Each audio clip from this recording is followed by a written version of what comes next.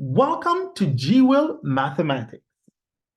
In today's lesson, we will determine the adjoint of a 2 by 2 matrix.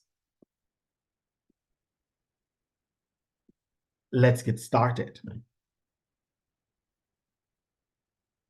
Given matrix A, whose elements are A, B, C, and D, we can determine the adjoint of this matrix by simply switching the position of the elements in the leading diagonal, which means A and D will interchange places. After we have done that, we're only going to change or invert the signs of the non-leading diagonal, which means B becomes negative B and C becomes negative C. Let us look at an example. So in this example, we have matrix A, which is a 2 by 2 matrix. It has elements of -4, -5, 7, and 8. In this example, we are going to determine the adjoint of this matrix. But remember, first we switch the positions of the elements in the leading diagonal, which means -4 and 8 will interchange places. What do we do next? Did you say we only change the signs of the non-leading diagonal?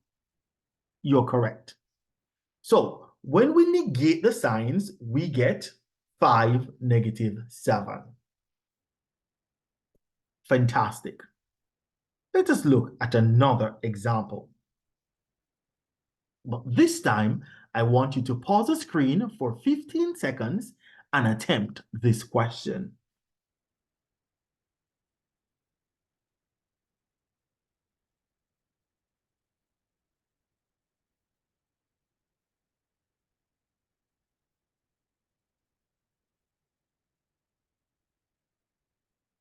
Fantastic.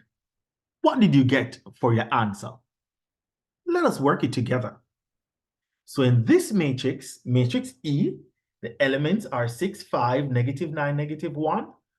To find the adjoint of matrix E, remember, we switch the position of the elements in the leading diagonal, which means 6 and -1 interchange places, and only change the signs of the non-leading diagonal.